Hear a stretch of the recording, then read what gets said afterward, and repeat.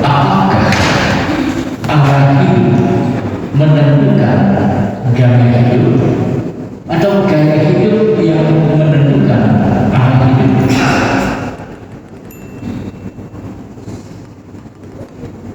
Mana yang benar? Arah hidup yang menentukan gaya hidup atau gaya hidup yang menentukan arah hidup?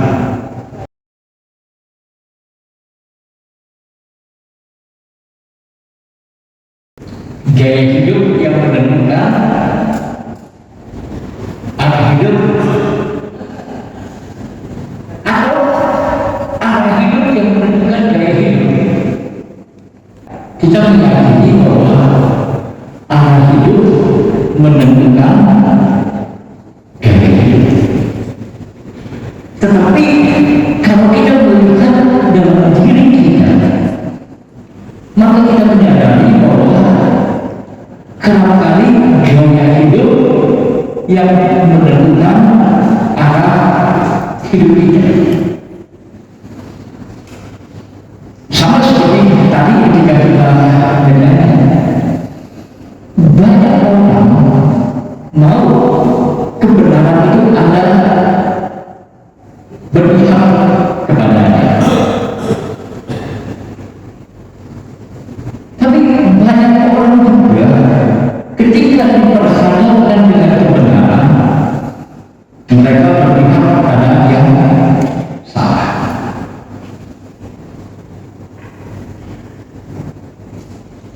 Ini seolah-olah dilema yang dihadapi oleh orang-orang yang percaya. Ketika kita membaca bacaan demi bacaan Kristus pada minggu ini, maka kita menemukan bahwa tokoh-tokoh yang hidupnya itu diarahkan oleh arahan hidup yang benar sebagai umat pilihan Allah, sebagai orang yang percaya, sebagai orang yang dipanggil dan diutus Tuhan, itu berbeda dengan orang-orang yang hidupnya dipengaruhi oleh gaya hidup. Kita melihat misalnya Herodes, Markus dengan sangat jeli memperlihatkan pada pembaca bahwa Herodes ini adalah seorang yang senang mendengarkan khotbah dan ajaran Yohanes Pembaptis. Karena ia sadar bahwa apa yang disampaikan oleh Yohanes Pembaptis itu benar adanya.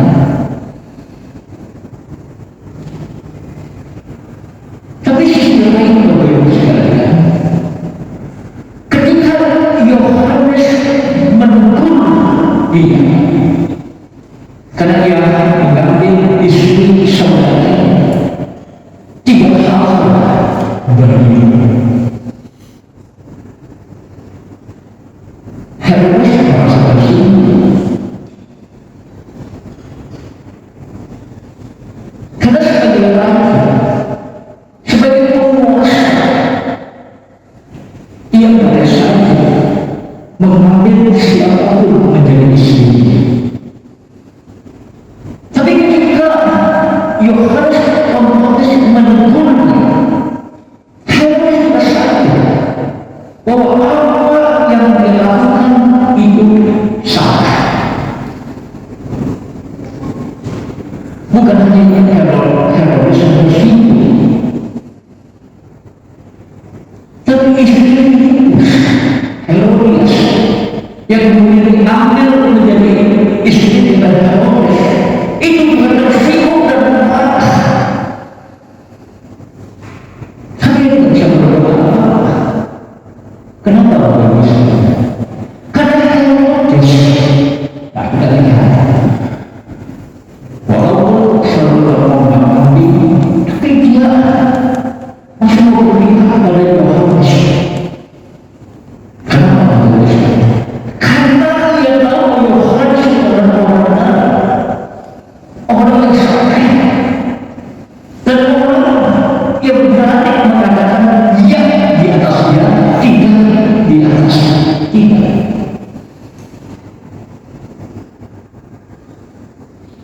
yang senang mendengar khotbah dan ajaran Yohanes. Tapi setelah itu diurut karena sulit untuk mewujudkannya. Nah, Bapak Ibu sekalian, kenapa? Karena bagi Herodes, gaya hidup itulah yang menentukan arah hidupnya. Bukan kebenaran yang memandu, tapi apa kata orang. Apa yang menjadi opini orang, apa yang menjadi kesukaan orang, itu orang diikuti. Karena itu tidak heran Bapak Ibu sekalian, gaya hidupnya adalah gaya hidup seorang raja. Kalau Islam yang mengundang orang itu gaya hidup biasa. Lalu ketika hatinya senang, dia berjanji. Karena sudah berjanji, mau gak mau dia tepat. Nah, Bapak Ibu sekalian, hati-hati dengan gaya hidup. Orang yang kedua itu adalah seorang imam yang berada di Medan, Amasya. Ia mengaku imam, ia mengaku nabi. Bahkan status kenabian dan keimamannya itu diangkat oleh Raja Herodes. Maka dia menjadi nabi, ia menjadi imam. Nah, Bapak Ibu dan saudara, yang menarik adalah kalau saya tanya kepada Bapak Ibu dan saudara, seorang nabi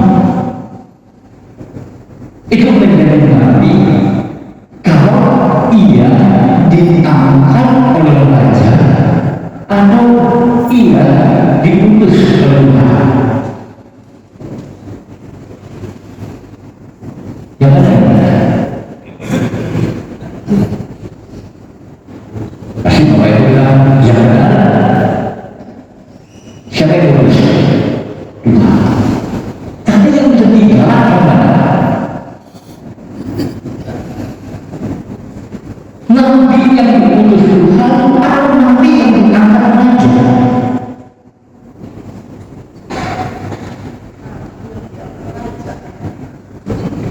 Nabi yang diangkat raja. Hari-hari ini Bapak Ibu juga mengalami hal yang sama.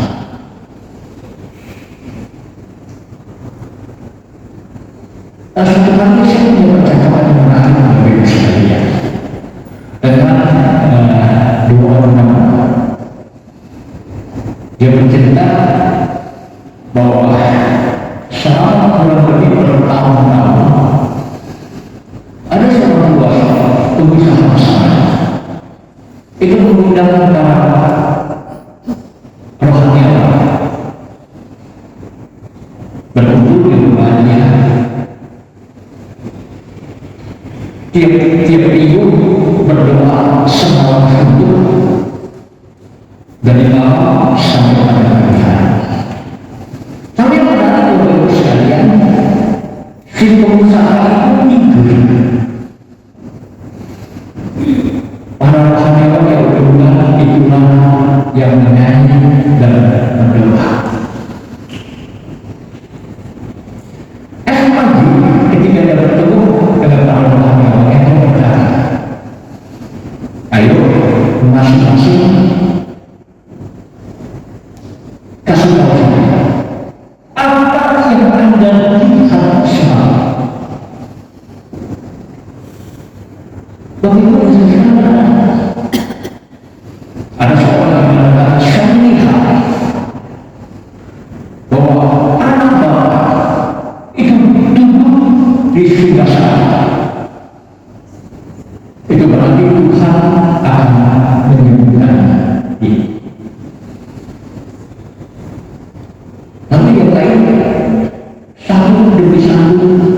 itu memberikan pernyataan pernyataan menarik bagi saya. Kenapa hari-hari ketika saudara-saudara berada dalam lingkungan yang tertentu, ketika gaya hidup yang menentukan arah hidupnya, maka kita akan lebih senang mendengar pernyataan yang menyenangkan hatinya. Saya akan seperti ini, untung saya di sini. Bahkan saya untung saya di sini. Kalau saya di sini apa saya ngomong? Karena berjasa saya ngomong. Dengan iman saya melihat anak bapak ada di pangkuan dalam surga.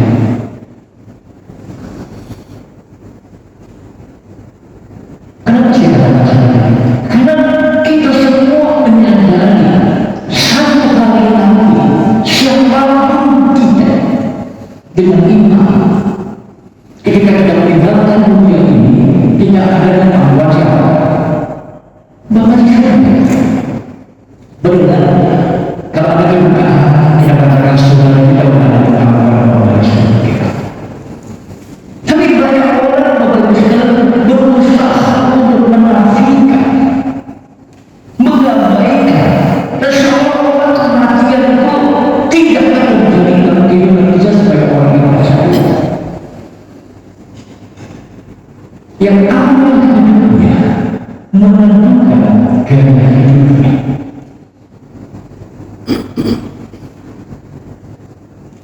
Amos Bapak sekalian, ia adalah seorang pemungut doa. Ia seorang penggembala doa. Terus Tuhan memanggil dia. Lalu Tuhan mengutus dia sebagai seorang nabi. Tapi di hadapan Amasya, nabi palsu yang diangkat oleh Raja yang berbeda, Amos difitnah. Tapi Bapak saya lihat respon Amos. Amos tidak pernah membela. Betul? Kenapa? Kalau saya bersaudara ada di pihak yang benar, tidak perlu membela diri. Yusuf Romi katakan, saya tidak perlu membela karena Tuhan yang menjadi pembela saya. Itu sikap iman Bapak sekalian. Tetapi berapa banyak di antara kita ketika kita merasa kita ada di pihak yang benar,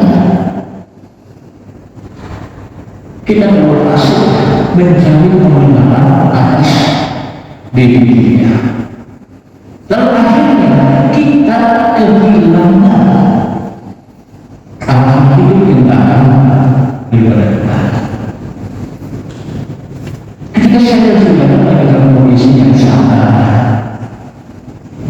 kita meyakini bahwa apapun yang terjadi dalam hidupnya Allah tahu.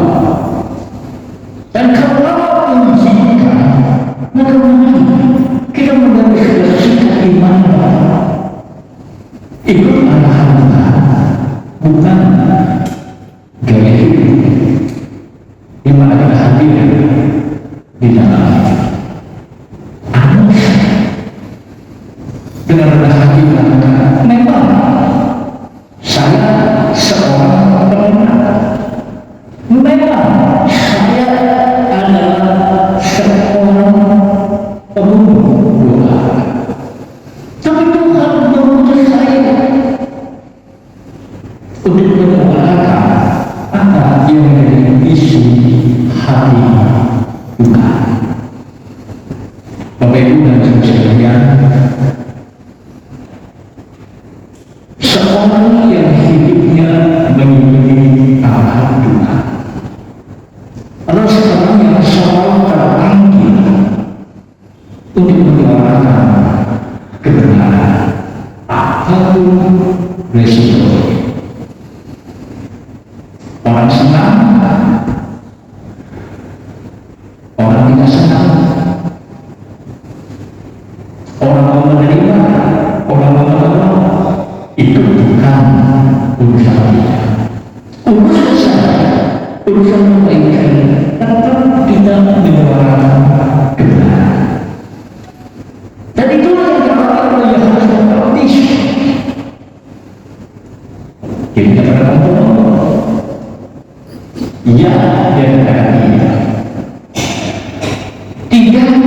ia katakan benar, salah ia katakan salah.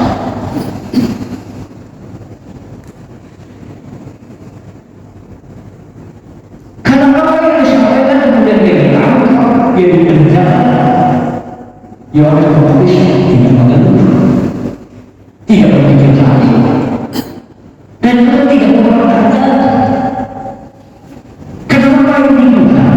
Aku udah ada di pihak yang benar. Aku sudah melakukan apa yang kau perintahkan. Memang benar. Tetapi kenapa saya ditangkap? Tidak ada manusia. Karena seorang nabi itu paham. Ketika dia menyuarakan kebenaran, tetap saja ada resiko. Ketika dia hidup di dalam kebenaran, tetap saja ada pihak yang ingin menyenangnya.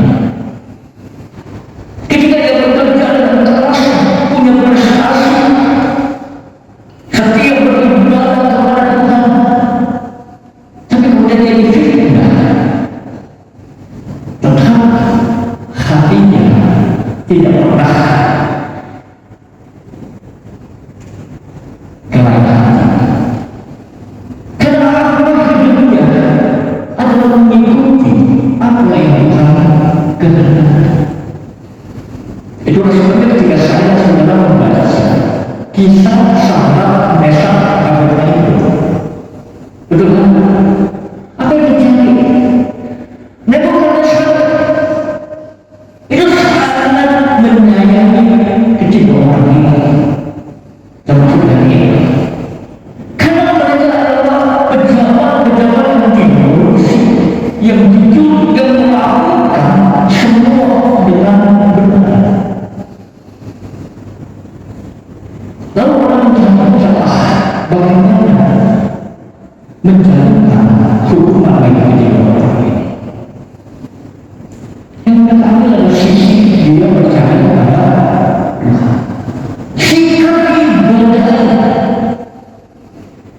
Tapi saudara tetap beribadah pada waktunya. Enggak mundur, enggak takut, bukan lagi jangan mati, enggak mundur. Lalu ketika terjadi persahabatan dengan perhatian yang mengalahkan, lalu Nebukadnezar memberi semangat.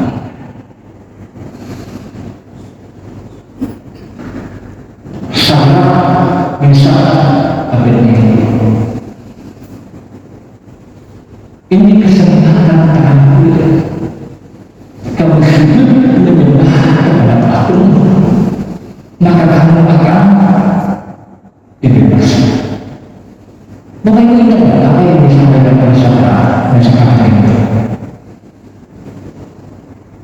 Satu pernyataan iman mengatakan sekarang ini pun Tuhan yang kami percaya, Tuhan yang kami sembah, tidak menolong kami dengan melepaskan kami dari perapian yang menyala-nyala. Sekali-kali pun kami tidak akan menyembah kepada patung buatan raja. Ini sikap dimana seseorang yang mempunyai arah hidup yang sudah menentukan gaya hidupnya. Kalau saudara Mesak Abednego itu kemudian terlepas dari ancaman mati, Yohanes Pembaptis itu mengalami kematian. Tapi dua kelompok orang beriman ini menjalaninya dengan hati yang tertuju kepada Tuhan. Saya yakin bahwa kita pernah menyanyikan lagu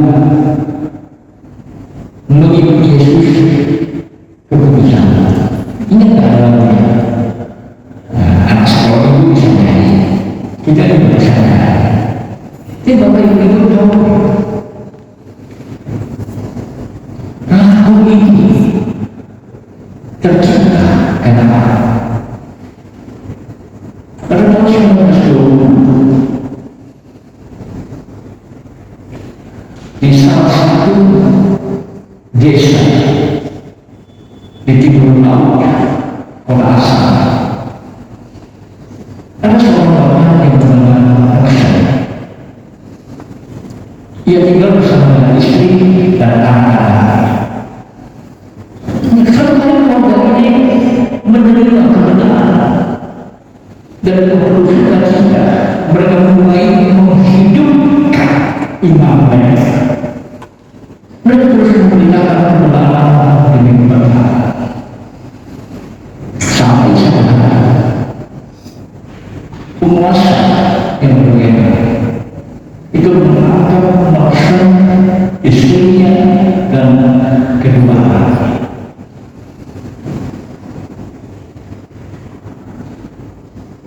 Lalu mereka memutuskan bersalah karena menyebarkan keyakinan yang berbeda.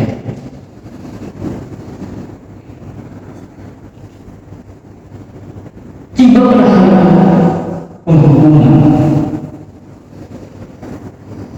karena keempat-empatnya itu dijatuhi hukuman mati.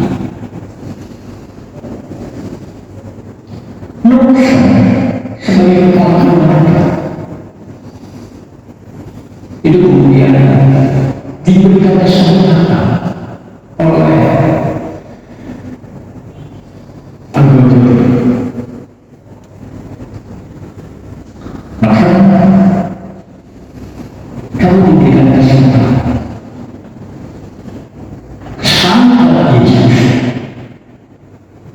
maka istri dan kedua anakmu itu merdeka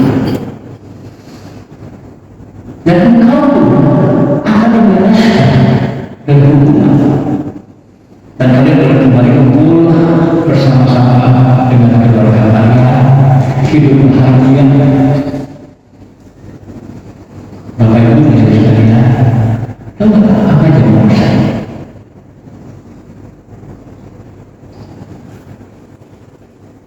Saya sudah memutuskan untuk mengikuti Yesus.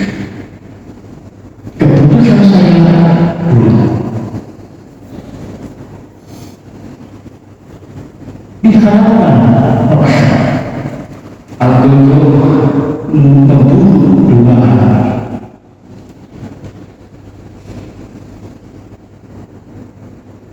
Lalu di saat itu berkata, maka engkau sudah melihat